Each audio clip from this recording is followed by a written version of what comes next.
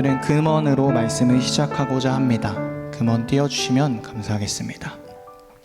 네, 이분은 개신교 목사님이자 복음주의자의 목회자 중 한 명인 A.W. 토저라는 분인데요. 이분이 이렇게 말했습니다. 제자의 삶은 그리스도에 의해서 해석되어야 한다라고 말했습니다. 네, 처음 말씀을 들으면 어떤 말인지 좀 이해가 안 가실 수 있습니다. 이 말은 제자의 삶은 우리의 인간의 노력이나 의지에 의해서 해석되는 게 아니라 온전히 예수님의 은혜로 이해되어진다라는 말입니다. 예수님께서 만나주시고 부르시고 따르게 하시는 것이 제자의 삶이라는 것입니다. 오늘은 그 은혜에 의해 제자의 삶을 시작했던 한 인물에 대해서 다루는데요. 제자 바디메오라는 사람입니다. 우리는 제자라고 생각하면 그냥 흔히 12제자를 생각하기는 쉽습니다. 근데 마가복음에서의 이 마가는 참 제자란 이 12제자가 아니라 바디메오, 또 두 렙돈을 드린 여인, 이런 남들이 볼 때는 초라하고 비참해 보일 수 있는 그 신분에 있던 여인이지만 이런 이들을 참 제자로 부각시키는데요. 마가복음 10장에서의 모습이 특히 그러합니다. 17절부터는 부자 청년의 모습이 나옵니다. 이 부자 청년은 어려서부터 율법은 지켰지만 예수님이 재물을 버려두고 따라오라라고 했을 때 내려두지 못하고 따라가지 못하는 부정적인 모습을 보이기도 합니다. 또 35절부터는 야고보와 요한의 모습이 나옵니다. 이들이 말하는 것은 하나는 주의 우편에, 하나는 주의 좌편에 나의 영광을 위해서 예수님께 구하는 부정적인 모습을 보입니다. 이 마가복음에서의 마가는 특별히 이 오늘 바디메오의 모습을 긍정적으로 묘사하고 이 바디메오를 참 제자라고 부각시키는데요. 오늘 참 제자의 모습이 어떤 모습인지, 또 예수님께서 어떻게 이 제자로 부르시는지에 대해서 말씀을 듣고자 합니다. 오늘 제자의 삶 세 가지 키워드로 말씀을 전하고자 하는데요. 첫 번째는 찾아오심입니다. 네, 46절의 말씀을 함께 읽어보도록 하겠습니다. 시작.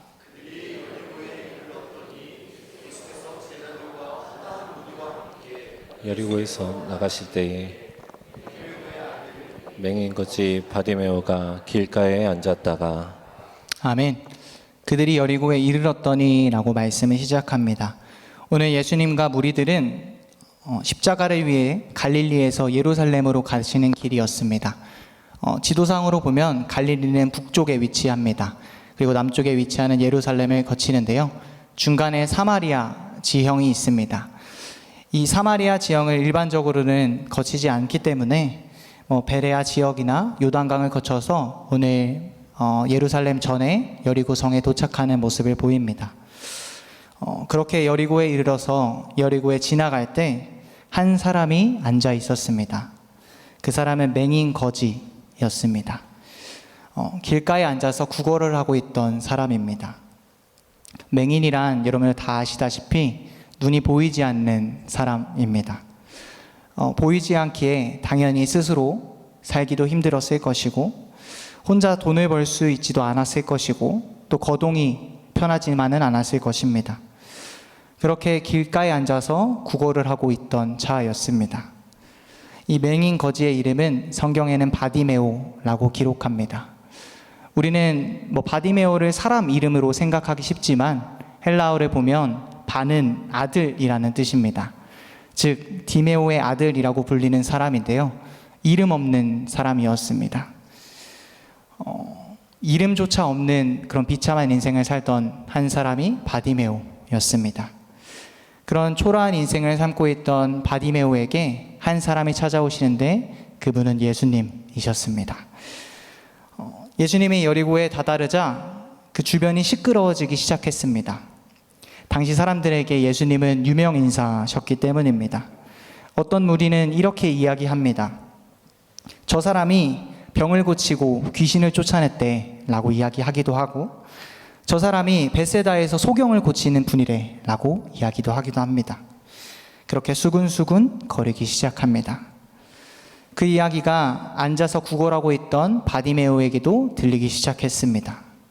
그리고 그 이야기는 단순한 이야기가 아니고 희망으로 찾아오기 시작했습니다. 예수님을 만나면 나도 눈을 뜰 수 있을까? 라는 그런 희망이 찾아오기 시작합니다. 그리고 그 희망은 마음의 간절함으로 다가오기 시작했습니다. 사람은 상황이 좋지 않아도 그 안에 희망이 있다면 언제나 살아갈 수 있습니다. 반면에 상황이 좋아도 그 안에 희망이나 소망이 없다면 비참하고 초라한 삶을 살게 되는 것입니다. 예수님이 우리 가운데 찾아오실 때의 특징은 우리 마음 가운데 소망이 생긴다라는 것입니다. 우리 마음 가운데 희망의 마음이 생긴다라는 것입니다. 예수님이 없는 우리의 삶은 죄인의 삶으로 희망이 없는 삶이었습니다. 그런데 예수님께서 찾아오신 그 소식은, 복음의 소식은 우리에게 희망이 되고 소망이 되는 줄 믿습니다. 그 사실을 믿는 저와 여러분들이 되었으면 좋겠습니다. 저에게는 이 복음의 소식이 희망으로 찾아왔던 때가 고등학교 2학년 때입니다.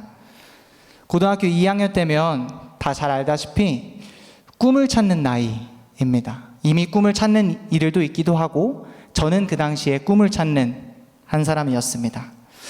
앞으로 무엇을 해야 될지 고민하고 고심하던 그런 나이대였습니다. 당시 저에게는 많은 꿈이 있지는 않았습니다. 그냥 좋아하는 게 운동 하나였기 때문에 운동과 관련된 군인이나 체육 선생님을 할까라는 생각을 했었던 기억이 있습니다.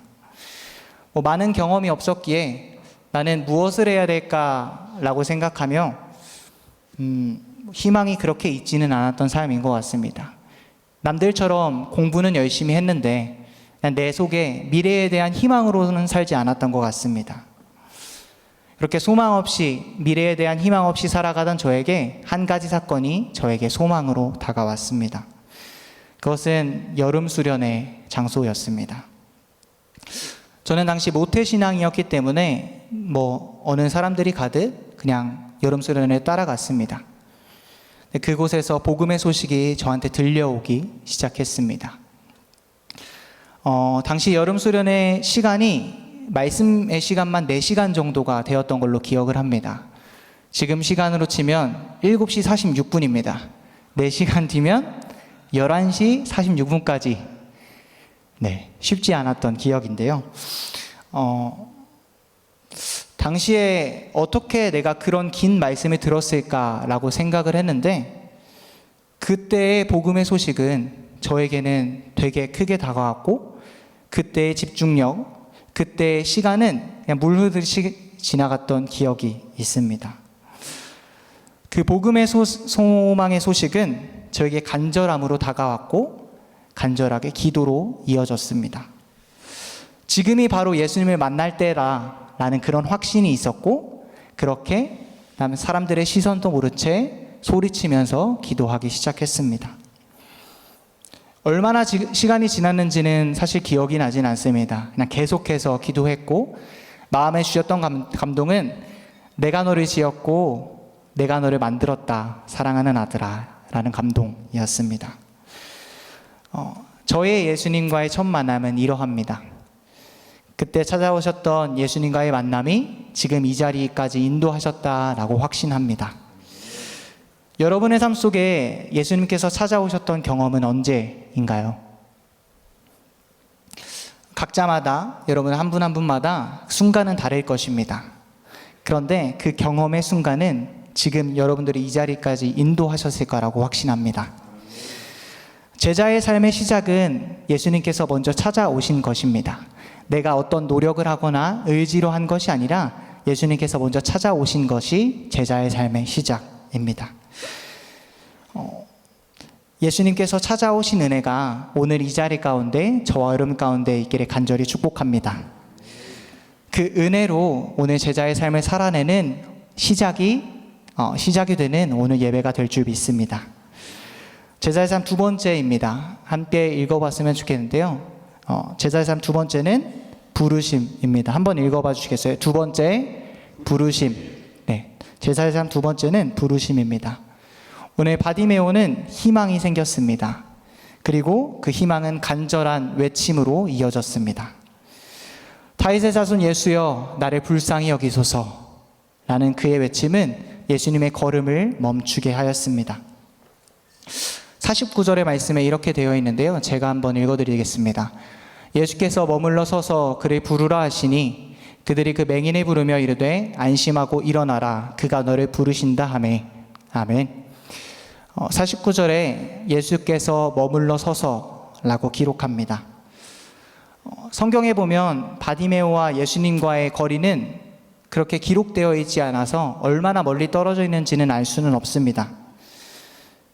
그런데 소리는 들리되 보이지는 않는 거리였다라는 것을 추측할 수 있습니다. 그리고 예수님께서 그 소리를 듣고 바디메오를 부르십니다. 머물러 서서 그를 부르라 라고 말씀하십니다.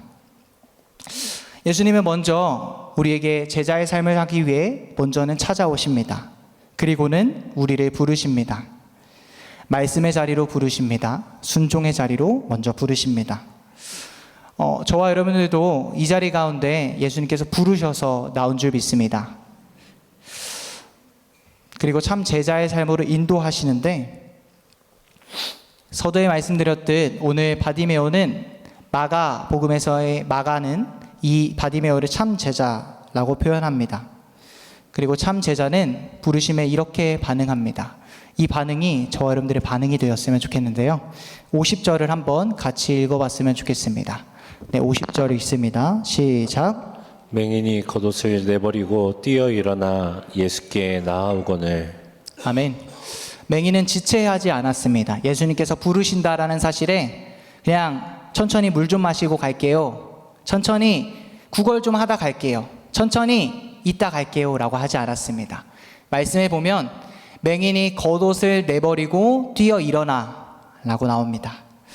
참 제자는 부르심에 이렇게 반응합니다. 겉옷을 내버리고 뛰어 일어나.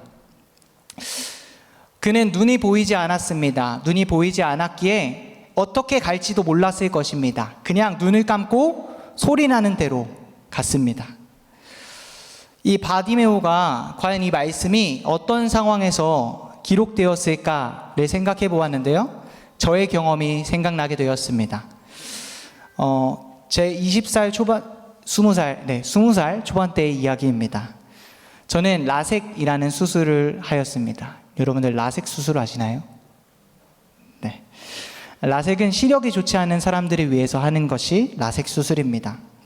눈을 보면 각막이 있는데 이 각막을 얇게 벗기고 레이저로 필요 부분을 각막을 깎아서 하는 수술이 라섹 수술입니다. 이 각막을 벗기니까 눈은 어떨까요? 각막 신경이 상처가 나고 매우 아픕니다. 그렇게 되면 빛이 들어올 때 눈에 계속해서 통증이 있습니다. 라섹 수술 해보신 분들은 아시겠지만 굉장히 아픕니다. 수술했을 때 저는 집에서 이렇게 말했던 기억이 있습니다. 가족들에게 눈에 몸살이 난 것 같아요 라고 했던 기억이 있습니다. 그만큼 아파서 일주일 동안은 누워만 있던 그런 시간이 있었습니다. 빛을 볼 수 없기에 빛을 차단하기 위해서 불을 끄고 한 일주일 동안은 누워 있습니다.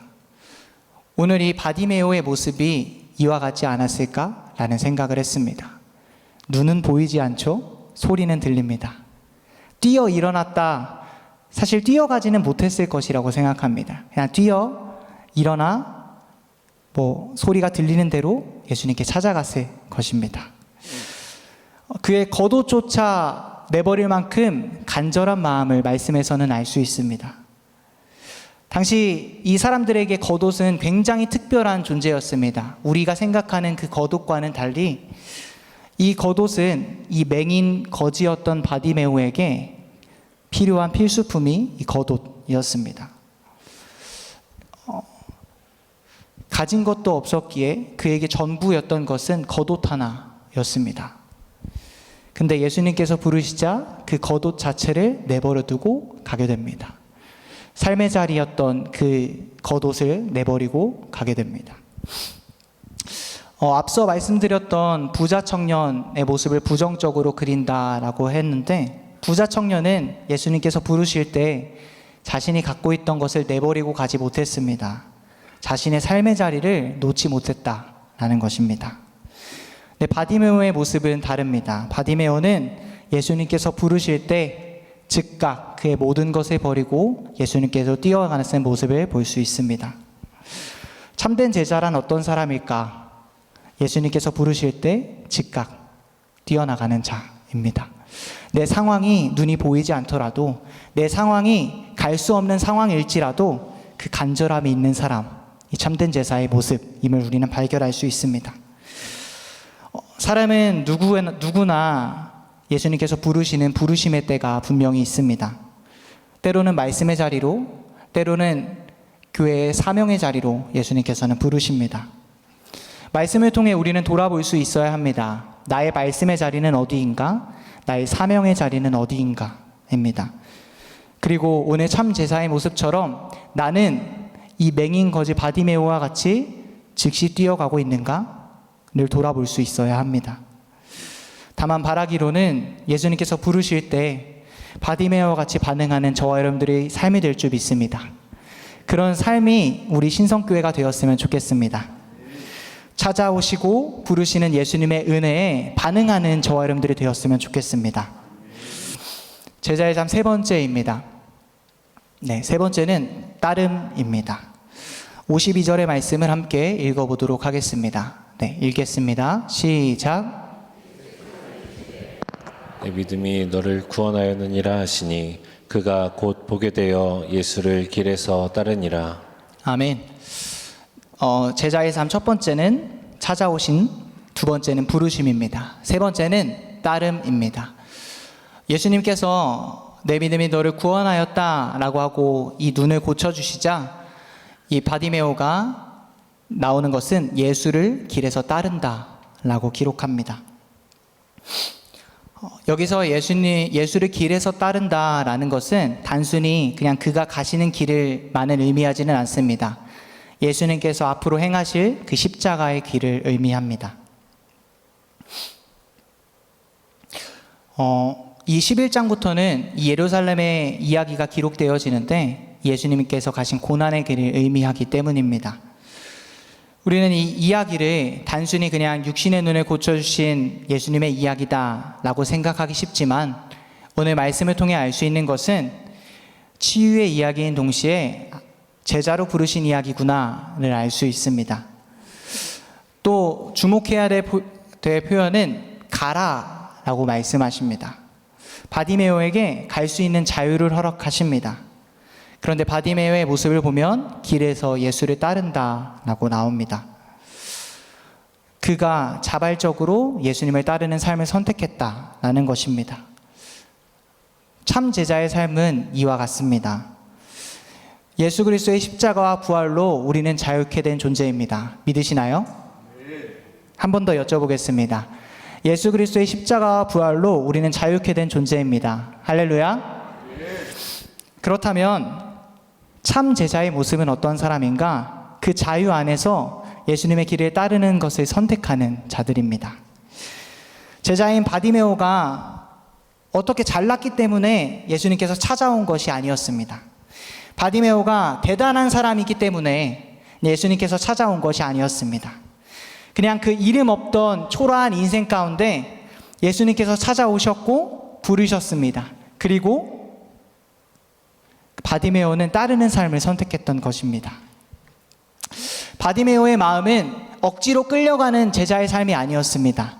그냥 그 은혜가 너무 감사해서, 눈을 뜬 것이 감격해서, 예수님이 나를 찾아오시고 부르신 것이 감격해서 예수님을 따라가는 삶을 살아갔습니다. 예수님도 저와 여러분들의 삶 가운데도 마찬가지라고 생각합니다. 우리 삶 가운데 먼저는 찾아오십니다. 그리고 오늘도 우리를, 저와 여러분들을 이 자리 가운데 부르셨습니다.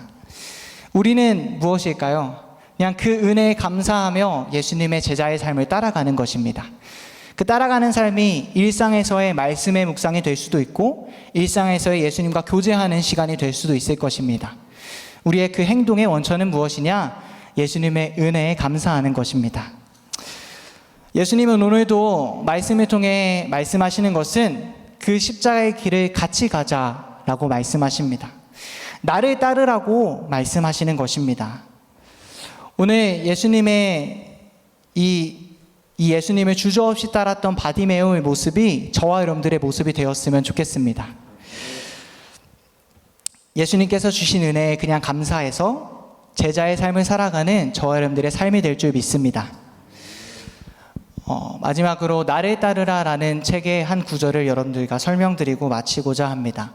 제가 과거에 읽고 참 감명 깊었던 책인데요. 이 책을 쓴 보네퍼 목사님은 나치 시대에 있었던 한 독일 목사님인데요. 나치에 끝까지 저항하고 결국에는 감옥에서 순교한 목사님이십니다. 네, 그의 책 나를 따르라의 한 구절을 제가 읽어드리도록 하겠습니다. 그가 이제 그리스도를 따르는 것에 가장 먼저 이야기하는 것이 값싼 은혜에 익숙해진 현대인의 삶입니다. 값싼 은혜는 교리, 원리, 체계로 통칭하는 은혜, 보편적인 진리로 통칭하는 죄의 용서, 기독교의 하나님 관념으로 통칭하는 하나님 사랑이다. 그 은혜를 긍정하는 이는 자기의 죄를 용서받는다. 그 은혜를 가르치는 교회는 그 가르침을 통해 그 은혜를 공유한다. 그런 교회에서 세상 사람들은 자기의 죄를 은폐해주는 값싼 덮개를 발견한다. 그러고는 자기의 죄를 뉘우치지도 않고 죄에서 벗어나려 하지도 않는다. 은혜가 홀로 모든 것을 알아서 처리해주는 까닭에 무엇이든 캐캐묵은 상태로 있어도 된다는 것이다. 어차피 우리의 행위는 쓸데없다라는 것이다. 네. 이 구절을 보면서 되게 많이 감명 깊었던 기억이 있습니다. 나는 값싼 은혜로 살아가고 있는가? 아니면 예수님의 은혜를 정말 값비싼 은혜로 살아가고 있는가를 생각했던 기억이 있습니다. 참 제자인 바디메오의 이후의 삶은 사실 기록되어 있지 않습니다. 말씀을 묵상하면서 바디메오는 어떤 삶을 살았을까 하다가 이러한 구절들이 떠올랐는데요. 바디메오는 단순히 그냥 예수님을 따르는 무리와 같이는 살지는 않았을 것입니다. 오늘 이 책에 기록된 것과 같이 값싼 은혜로 살지는 않았을 것입니다. 예수님의 그 은혜에 감격해서 예수님을 따르는 십자가의 삶을 살았을 것이라고 생각합니다. 예수님을 따르는 십자가의 삶은 예수님과 같이 어렵고 힘든 고난의 길일지 모르지만 예수님과 함께하는 그 길이 참 행복임을 바디메오는 알았던 것입니다. 오늘날 많은 이들이 예수님을 따르는 삶에 대해서는 부담스럽기도 하고 또 부인하기도 하는 것이 사실입니다. 말씀을 묵상하며 말씀을 준비하며 저와 신성교회만큼은 값싼 은혜로 살지 말고 값비싼 은혜로 사는 저와 여러분들이 되었으면 좋겠다라는 생각을 했습니다. 제가 될 줄 믿습니다라고 할 때 함께 아멘 해주시면 감사하겠습니다. 저와 여러분들 신성교회만큼은 값싼 은혜가 아니고 값비싼 은혜로 살아가게 될 줄 믿습니다. 네, 찬양하고 기도하도록 하겠습니다.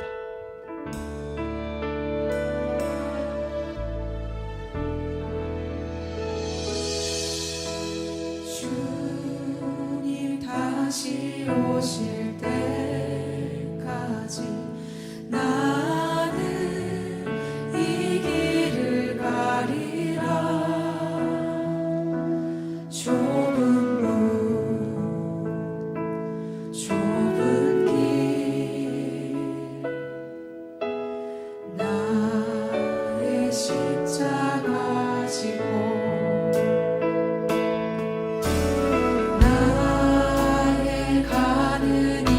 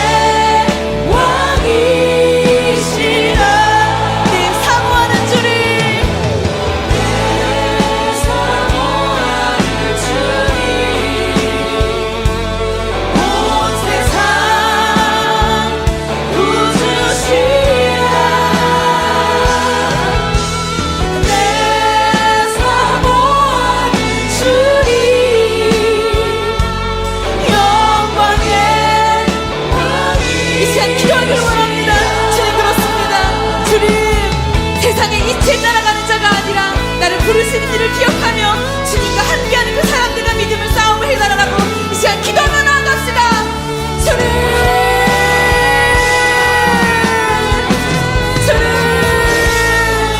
아버지, 이 땅에서 주님께서 묶여주신 이 자들과 함께하는 것이 만만치 않지만 주님, 그럼에도 불구하고 내가 이길 가운데 온전히 주님을 닮아가는 이 싸움을 놓지 않겠습니다. 주님.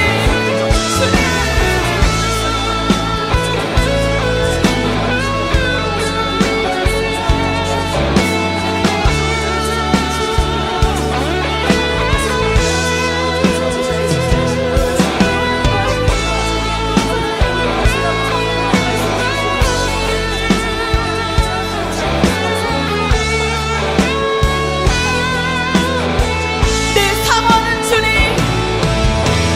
내 사모하는 주님 온 세상 구주시야. 내 사모하는 주님 영광의 왕이. 내 사모하는 주님, 내 사모하는 주님 온 세상 구주시라. 내 사모하는 주님 영광의 왕이.